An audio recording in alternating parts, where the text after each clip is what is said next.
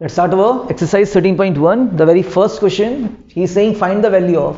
आपको इन power notations की क्या निकालनी है? वैल्यूज निकालनी है. These are exponential notation. ठीक है, फर्स्ट पार्ट कर रहे हैं अपना 2 to the power 6. तो कितने बार हमें 2 को लिखना पड़ेगा? 6 टाइम्स, है ना. हम ये तो नहीं लिखेंगे 2 into 6. Cynthia, we can do 2 into 6. We can do not 2 into 6 but 2 into 2. कितने बार लिखेंगे बच्चे? 1 2 3 4 5 6. मान लो 60 होता, 60 होता तो क्या करते? नहीं लिखते. ठीक है, कुछ और करा जाता था उसके बाद. क्लियर? ये हो जाएगा. तो आपको ऐसा काम नहीं करना है. सिंपल, आपको वैल्यूज याद रखनी है. 2 का क्यूब कितना होता है? 8. 2 into 2 into 2. 2 2 4 and 4 2. Similarly 2 2 4 and 4 2. तो what we can do 8 into 8 हम कर सकते हैं. और 8 8 कितना होता है? 64. और directly you can write 2 to the power 6 is 64. The second part is 9 cube, है ना. 9 into 9 into 9. ठीक है, 9 into 9 into 9. So what can I do here? मैं इसका स्क्वायर पहले कर लेता हूँ. 9 into 9, 9 9 और into 9 फिर कर लीजिए आप. क्या फ़र्क पड़ता है इससे? 9 1 and 9 8 72. और डायरेक्टली हमें याद होना चाहिए what is the cube of 9? 729. Done.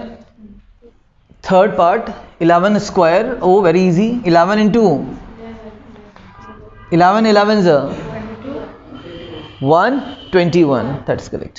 देखो इसको हम ऐसे करेंगे. 11 1 11, 1 कैरी, अगेन 11 1 प्लस 1 तो 12. 121 इज द आंसर.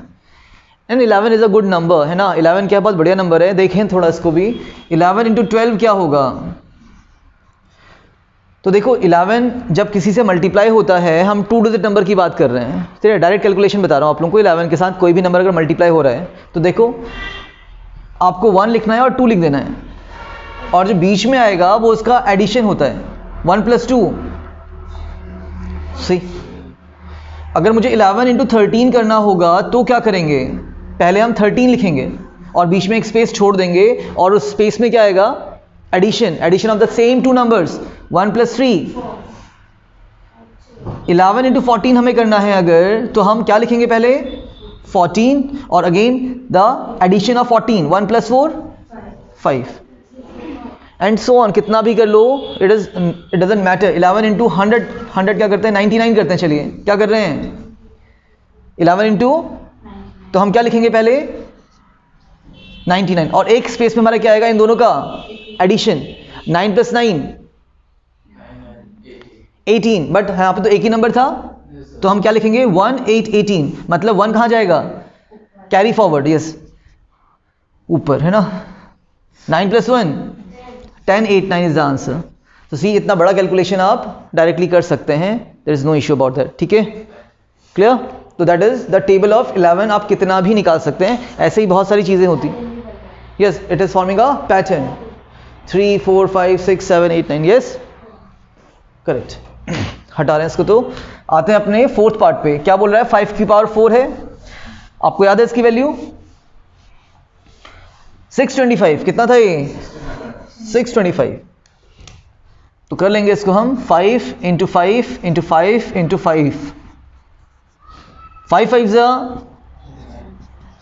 5 5 and 25 25 625. ठीक है. अभी 11 सीखा था आप लोगों ने. एक बार 5 भी देख लीजिए. अगर हमें किसी का स्क्वायर निकालना है, लाइक 15 है आपके पास और 15 से ही मल्टीप्लाई हो रहा है. ठीक है, 15 है अगर और 15 से ही मल्टीप्लाई हो रहा है.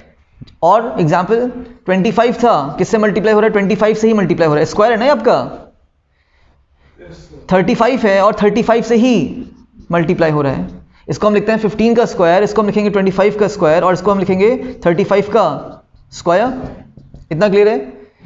The common thing about all these numbers या all these pattern which we are following here is, इसके लास्ट में क्या आना चाहिए? 5 आना चाहिए और ये स्क्वायर्स होने चाहिए. The same number multiply by the same number. Okay, now आप लेंगे पहले 1 और फिर आप लेंगे इसका next number 1 and the next number is 2. नहीं, इसको नहीं, इसके आगे जो भी 1 दिख रहा है आपको 1 ही रहेगा, सेम ही है, एक ही रहेगा, और उसका नेक्स्ट नंबर क्या होगा 2, तो आप लिखेंगे 1 + 2, क्लियर, और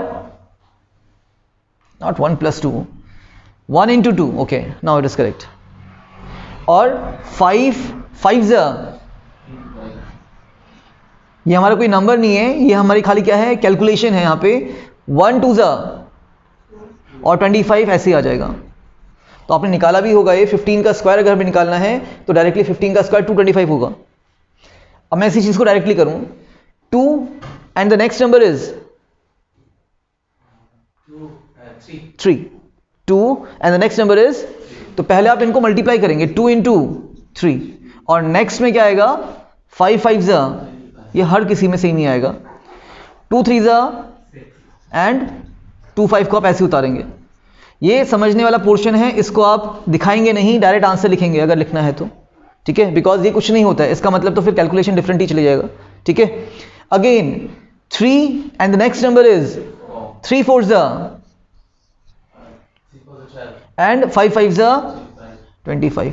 मैंने एक्सप्लेन किया है आपको या कैसे करना है, and that is the solution है। नाउ डायरेक्टली हम सॉल्व कर रहे हैं, हम इतना बड़ा नंबर को डायरेक्टली लिख रहे हैं मल्टीप्लिकेशन में, because of the pattern they are following. Done. बताइए फिर 45 का square 45 × 45, so what we have to do 4 and the next number is 5, 4 5 and that's it, इतना ही है इसमें, ठीक है। अब बड़ा नंबर निकालते हैं, 65 करते हैं, 65 का स्क्वायर बताएंगे सिंथिया?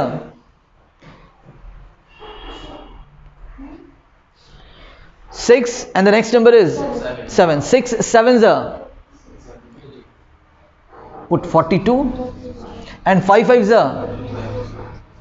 तो देखो पहले हमने इतना समझा था इसको, फिर हमने दोबारा समझा इसको, फिर शॉर्ट मेथड, फिर शॉर्ट मेथड आप डायरेक्ट कर रहे हैं, वो नहीं हो पाएगा। मैंने पहले ही कहा था ये उसी का टेबल बनेगा, उसी का पैटर्न फॉलो करेगा जिसके लास्ट में क्या आ रहा है 5 आ रहा है और स्क्वायरिंग हो रही है, ठीक है। एक पैटर्न है, आपको सी को याद करना पड़ेगा, ठीक है। मान लो आपके पास क्या आता है 75 का स्क्वायर निकालने को आता है, तो आप वही करने वाले हैं 7 × next number 8, 7 8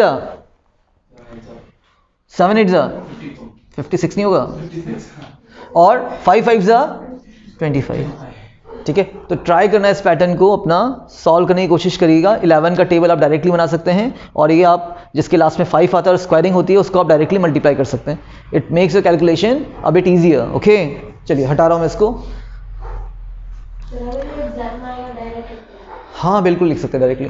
5 to the power 4 is 5 × 5 × 5 × 5, हमने बोला 5 5 25 and 25 is 6 to 5, how it's coming 2 and the next number is 3, 2 3 and 5 5 25, clear. चलिए तो मैंने यहाँ पे बता दिया मैंने कैसे किया था, आपको भी मैंने बता दिया है। दैट्स इट, फर्स्ट क्वेश्चन खत्म हो गया हमारा, सेकंड में बढ़ते हैं।